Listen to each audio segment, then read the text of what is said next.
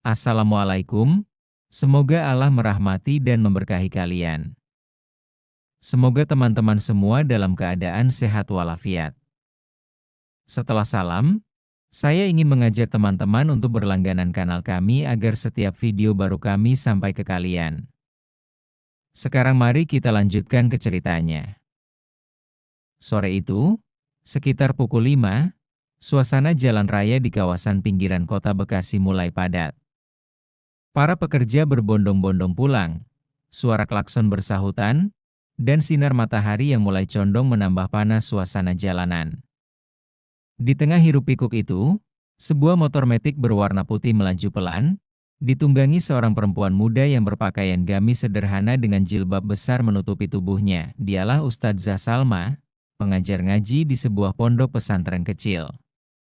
Wajahnya lembut, namun sorot matanya tegas. Hari itu ia baru saja selesai mengajar anak-anak yatim, lalu pulang membawa beberapa buku dan makanan kecil yang diberikan wali murid sebagai tanda terima kasih. Di perempatan jalan, tiba-tiba beberapa polisi menghentikan arus kendaraan. Razia dadakan. Motor-motor mulai digiring ke pinggir jalan. Tak terkecuali Ustadzah Salma. Ia pun diarahkan menepi oleh seorang polisi berbadan besar dengan sikap kasar. "Hei, Mbak, surat-suratnya," bentaknya sambil mengangkat tangan. Dengan tenang, Salma membuka tas kecilnya dan menyerahkan SIM serta STNK.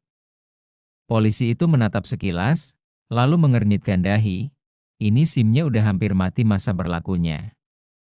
Sama motornya, kayaknya nggak sesuai spek standar. "Mau saya tilang atau gimana?" katanya, dengan nada yang jelas-jelas ingin menekan. Salma menatap polisi itu, mencoba bersikap sopan. "Bapak, SIM saya masih berlaku kok, lihat baik-baik. Dan motor ini standar pabrikan, saya nggak pernah modifikasi apa-apa," ujarnya lembut, namun polisi itu malah tersenyum miring. "Kalau nggak mau ribet, ya, ngertilah. Biasa, ada uang rokok. Minimal 500.000 deh, biar saya lepas." Salma terdiam.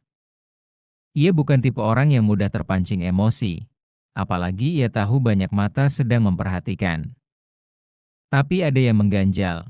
Ia sadar betul, ini murni pemalakan. Beberapa pengendara lain yang juga ditahan tanpa pasrah mengeluarkan uang. Ada yang 100.000, ada juga yang lebih. Polisi itu dengan santai memasukkan uang-uang tersebut ke saku celananya tanpa rasa bersalah. Salma menghela napas. "Pak, saya ini Ustadzah. Uang saya untuk kebutuhan anak-anak santri di pesantren. Kalau saya kasih ke Bapak, mereka besok makan apa? Dan lagi, Bapak ini polisi. Harusnya jadi pelindung, bukan begini caranya." Polisi itu melotot, merasa tersinggung. "Jangan ceramahin saya. Saya yang punya wewenang di jalan ini. Kalau nggak mau bayar, motor kamu saya derek sekarang juga." "Mau?" katanya, sambil menendang standar motor Salma dengan kasar. Beberapa warga yang melihat mulai bergumam. Ada yang simpati pada Salma, tapi banyak juga yang takut bicara. Polisi itu dikenal galak dan arogan, namun Salma bukan perempuan biasa. Ia pernah ikut pelatihan bela diri dasar saat kuliah, dan ia tahu cara menghadapi situasi darurat. Ia masih mencoba menahan diri, tetapi sikap kasar polisi itu makin menjadi-jadi. Tiba-tiba, polisi itu menarik tas Salma dengan paksa. "Kalau nggak ada duit, ya saya cek dulu isinya." "Pasti ada uang," bentaknya. Salma spontan menahan tangannya. Suaranya meninggi, meski tetap tegas.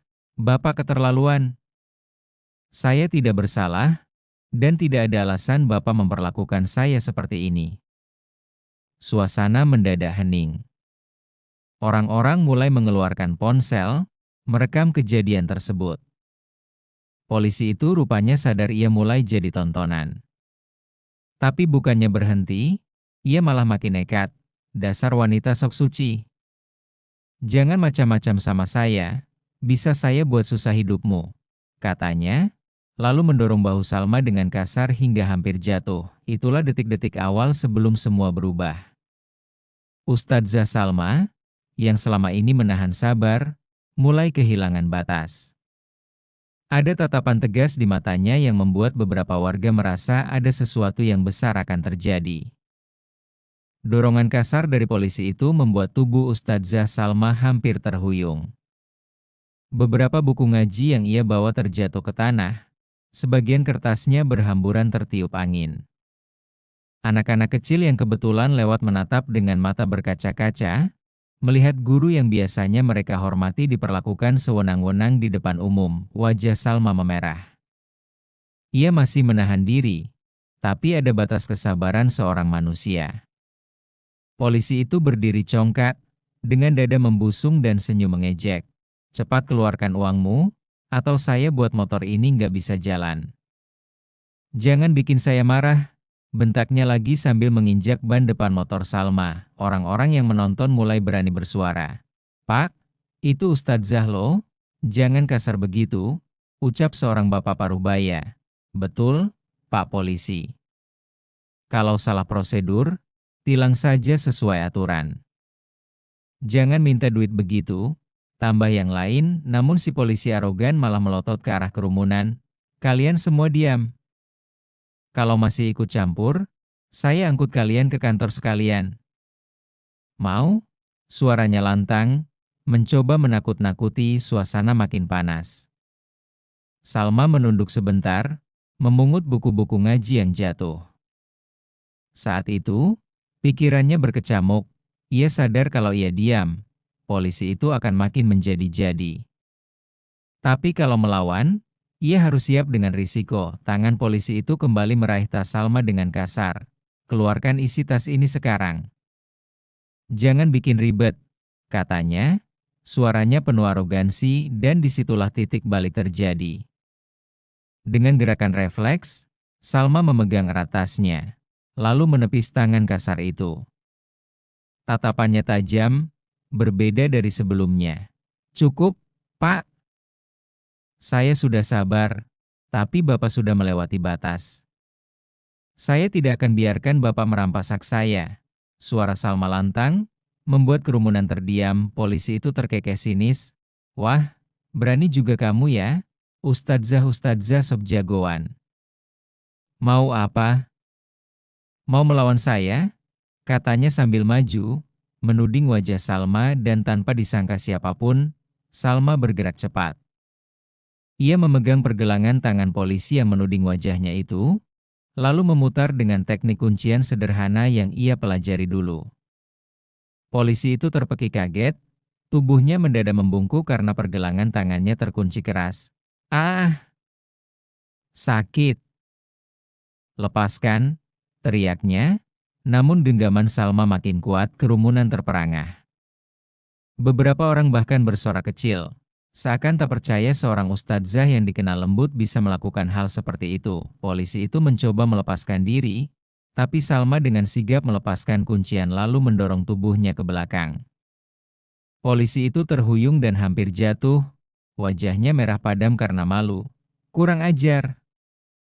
Kamu cari mati, ya? Katanya sambil melompat maju, berniat mendorong Salma lagi, namun Salma sudah bersiap. Saat polisi itu menerjang, ia menunduk sedikit, memutar tubuh, lalu dengan gerakan mantap ia menghentakkan bahu lawannya ke tanah. Gerakan itu begitu cepat, membuat orang-orang yang menonton bersorak kaget. Wow! Jatuh, Pak polisinya. Teriak seorang pemuda yang merekam dengan ponselnya. Polisi itu kini benar-benar terkapar di aspal, wajahnya menghantam tanah. Helmnya hampir terlepas, napasnya memburu, dan ia merintih kesakitan. Salma berdiri di atasnya, masih dengan wajah tegas. Bapak seharusnya melindungi rakyat, bukan memeras mereka. Kalau Bapak terus berlaku arogan, Bapak bukan lagi polisi, tapi preman berseragam, ucapnya lantang, hingga terdengar jelas oleh kerumunan. Orang-orang yang menonton langsung bertepuk tangan. Beberapa pengendara yang tadi dipala ikut bersorak, merasa keadilan baru saja ditegakkan di depan mata mereka. Polisi itu berusaha bangkit, tapi tubuhnya goyah. Mukanya merah, antara sakit dan malu. Ia tak menyangka seorang perempuan, apalagi ustadzah, bisa membuatnya tumbang di depan umum. Suasana semakin memanas. Rekaman ponsel dari berbagai arah kini memenuhi jalanan. Orang-orang berbisik-bisik, ini pasti bakal viral, polisi arogan dihajar ustadzah. Salma menghela napas panjang, menenangkan dirinya. Ia tidak ingin situasi makin kacau. Bapak, saya tidak berniat melawan hukum. Tapi kalau hukum digunakan untuk menindas rakyat, maka rakyat punya hak untuk melawan. Ingat itu. Kalimat itu bagaikan tamparan keras, bukan hanya bagi polisi yang terkapar, tapi juga bagi semua orang yang menyaksikan. Namun di balik semua itu, bayangan masalah baru mulai muncul. Polisi arogan itu tidak mungkin diam saja dipermalukan. Apa yang akan ia lakukan setelah ini? Kerumunan masih ramai, tepuk tangan dan sorakan belum juga reda. Rekaman ponsel dari berbagai arah jelas memperlihatkan bagaimana seorang ustadzah sederhana berhasil menjatuhkan polisi arogan yang selama ini dikenal bengis di jalanan. Polisi itu, yang belakangan diketahui bernama Bribka Danu, bangkit dengan wajah merah padam. Napasnya terengah, matanya melotot penuh amarah. Rasa sakit di lengannya bercampur dengan rasa malu yang jauh lebih menusuk. "Berani sekali kamu mempermalukan saya," teriaknya sambil menunjuk Salma. Suaranya gemetar karena emosi, namun Salma tetap berdiri tenang. Wajahnya dingin, meski dalam hati ia mulai waspada. Ia tahu, tindakan yang barusan ia lakukan pasti ada konsekuensinya. Kerumunan mulai makin dekat, beberapa orang bersorak menyemangati Salma. "Jangan takut, Bu Ustadzah. Kami di belakang Ibu." "Betul, Ibu nggak salah. Malah polisi itu yang salah." Sorakan itu membuat Bribka Danu makin terbakar. Dengan cepat, ia meraih Hendy Talkie, yang tergantung di sabuknya. "Halo, backup. Cepat ke lokasi." Ada orang melawan petugas, suaranya lantang, penuh amarah. Kerumunan langsung gaduh. Beberapa orang saling berbisik, ada yang takut kalau situasi akan berubah jadi kacau. Salma menatap tajam polisi itu. "Bapak mau panggil siapapun, silakan. Fakta tidak bisa ditutup. Semua orang sudah lihat apa yang Bapak lakukan," katanya lantang. Beberapa orang mengangkat ponselnya lebih tinggi, merekam dengan jelas. "Sudah direkam semua, Bu. Jangan takut," bisik seorang pemuda kepada Salma. Tak lama kemudian, terdengar suara sirene dari arah perempatan. 2 motor polisi tambahan datang, lalu berhenti mendadak. 2 anggota lain turun, wajahnya bingung melihat rekan mereka terkapar dan warga berkerumun. "Ada apa ini?" tanya salah satu dari mereka. Bribka Danu langsung menunjuk Salma. "Dia ini. Perempuan ini melawan petugas. Tangkap sekarang juga," bentaknya. Kedua polisi baru itu saling pandang. Salah satunya mencoba mendekat, tapi kerumunan warga segera menghalangi. "Jangan asal tangkap, Pak. Kami semua lihat jelas, justru rekan Bapak yang arogan," seru seorang bapak parubaya. "Betul, kalau nggak percaya, lihat rekaman ini," kata pemuda yang sudah merekam sejak awal. Polisi baru itu tanpa ragu. Mereka melirik ke arah kamera-kamera ponsel yang menyorot, lalu menoleh ke Bribka Danu yang wajahnya merah padam. Situasi mulai rumit. Sementara itu, Salma tetap berdiri tegak, meski jantungnya berdegup kencang. Ia tahu, jika polisi-polisi ini nekat menangkapnya, ia bisa dituduh macam-macam. Tapi ia juga sadar, keberanian warga dan rekaman yang tersebar bisa jadi penyelamat. Salah satu polisi baru mendekat dengan nada lebih tenang. "Ibu, boleh jelaskan sebenarnya apa yang terjadi?" tanyanya sopan. Salma menatapnya lurus. "Bapak bisa lihat sendiri. Rekaman ada di tangan warga. Saya hanya ditilang tanpa alasan, dipalak, lalu diperlakukan kasar. Saya sudah bersabar, Tapi saat dia mencoba merampas barang saya dan mendorong saya terpaksa melawan, ucapnya jelas, lantang, dan tanpa takut. Kerumunan mengangguk serentak. Betul, kami saksi semua. Jangan ditutup-tutupi, Pak. Kalau Bapak mau adil, tangkap saja yang benar-benar salah. Bribka Danu tidak terima. Ia maju lagi. Meski masih pincang, jangan sok suci kamu. Saya akan pastikan kamu masuk penjara. Saya polisi, saya punya wewenang, katanya dengan suara lantang. Namun sebelum ia bisa berbuat lebih jauh, seorang pria parubaya dengan wajah berwibawa tiba-tiba datang. Ia mengenakan seragam sipil, namun jelas ada tanda pengenal polisi di dadanya. Rupanya ia adalah perwira dari polsek setempat yang kebetulan melintas setelah mendapat laporan. Ada apa ini ribut-ribut? Tanyanya keras, membuat suasana langsung senyap. Semua orang serentak menunjuk ke arah Bribka Danu. Seorang ibu berteriak, "Pak, tolong! Kami semua saksi. Polisi ini sering memeras pengendara, kali ini sampai Ustadzah pun diperlakukan kasar." Perwira itu menatap tajam ke arah Bribka Danu. "Danu, apa benar ini?" Suaranya dingin, penuh tekanan. Bribka Danu terdiam, keringat dingin menetes. Ia mencoba membela diri. "Tidak, Pak." Dia melawan petugas, makanya, "Cukup," bentak sang perwira. "Saya sudah dapat laporan kalau kamu sering berbuat semena-mena di jalan. Kali ini ada saksi, ada rekaman. Kamu ikut saya sekarang juga." Kerumunan langsung bersorak, "Alhamdulillah. Akhirnya ada yang tegas. Tangkap saja dia, Pak." Salma menunduk sedikit, mencoba menenangkan dirinya. Dalam hati, ia berdoa syukur. Tapi ia juga tahu, masalah ini belum selesai. Nama Bribka Danu mungkin jatuh hari itu, tapi dendamnya bisa saja berlanjut. Dan benar saja, saat dibawa pergi, Bribka Danu sempat menoleh dengan tatapan penuh benci ke arah Salma. "Kamu belum selesai dengan saya," katanya lirih, tapi cukup jelas terdengar oleh Salma. Ucapan itu membuat bulu kuduk Salma meremang. Ia sadar, meski hari ini ia mendapat dukungan, badai yang lebih besar mungkin sedang menunggu di depan. Malam itu, setelah kejadian di jalan raya yang membuat kerumunan bersorak dan kamera ponsel merekam segalanya, Ustadzah Salma akhirnya bisa pulang ke rumah kontrakannya yang sederhana. Namun, meski tubuhnya lelah, pikirannya tak bisa tenang.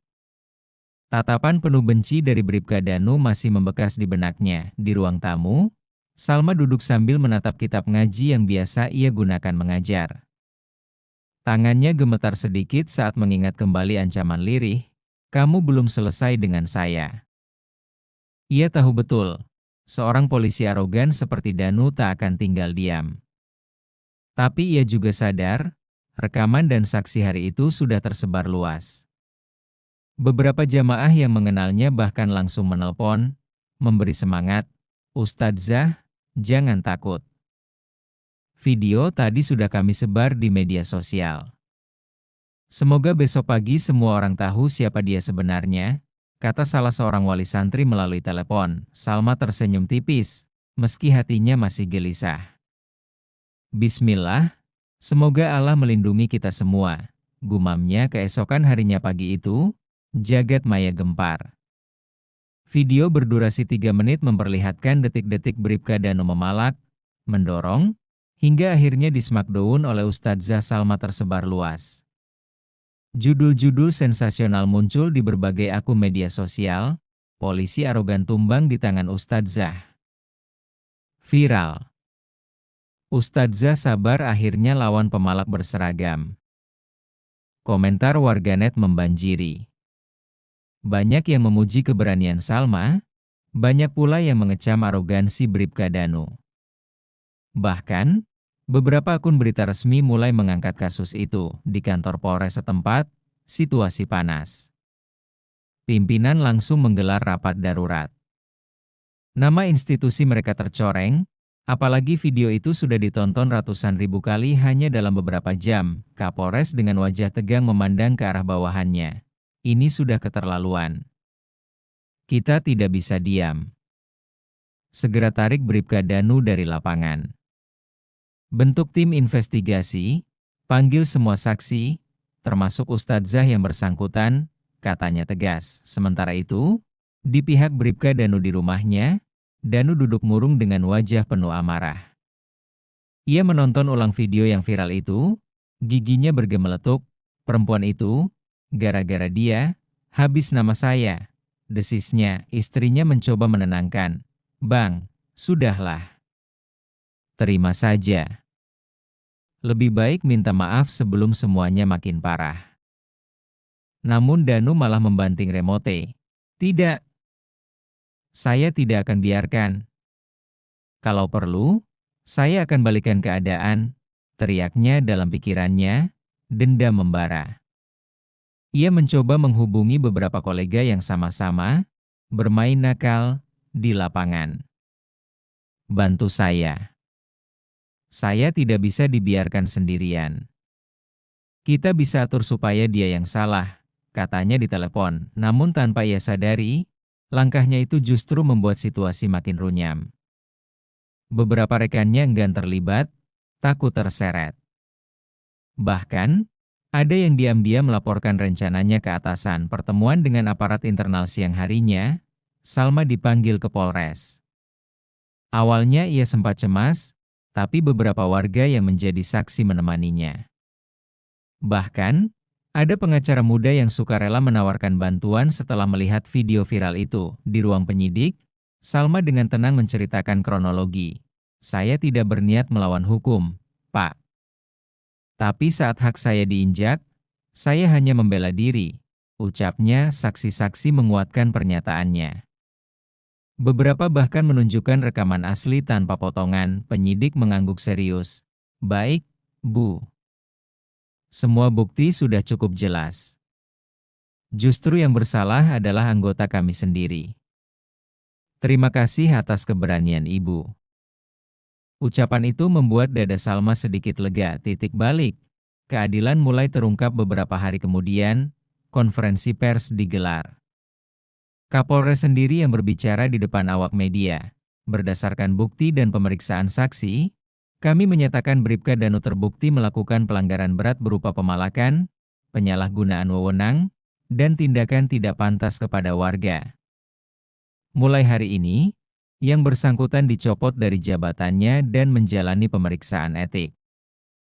Wartawan heboh. Flash kamera berkali-kali menyala. Berita ini langsung menyebar kemana-mana. Di sisi lain, nama Ustadzah Salma makin harum. Banyak yang kagum dengan keberaniannya berdiri melawan ketidakadilan. Santri-santri di pesantrennya bahkan bangga, guru mereka kini jadi simbol perlawanan terhadap kesewenang-wenangan. Namun bagi Salma, pujian bukanlah tujuan. Saya hanya ingin polisi kembali pada tugasnya yang mulia, melindungi masyarakat. Kalau bukan kita yang bicara, siapa lagi? Katanya saat diwawancarai wartawan. Epilog, dendam yang kandas Bribka Danu akhirnya benar-benar jatuh. Karirnya hancur, namanya tercoreng. Rencana jahatnya untuk membalas pun buyar karena semua mata sudah menyerotinya. Salma, meski harus melewati hari-hari penuh tekanan, tetap menjalani hidup seperti biasa. Ia kembali mengajar santri-santrinya, seolah tidak pernah terjadi apa-apa. Namun jauh di lubuk hati, ia sadar bahwa keberanian hari itu telah mengubah banyak hal kini. Setiap kali melintas di jalan yang sama, orang-orang yang pernah melihat kejadian itu memberi salam hormat. Assalamualaikum, Bu Ustadzah. Terima kasih sudah berani melawan, kata seorang pengendara motor sambil tersenyum. Salma membalas dengan senyum hangat. Waalaikumsalam. Ingat, kebenaran harus selalu diperjuangkan, sekecil apapun itu. Dan begitulah, kisah seorang ustadzah sederhana yang berani melawan arogansi, berakhir dengan keadilan yang akhirnya ditegakkan.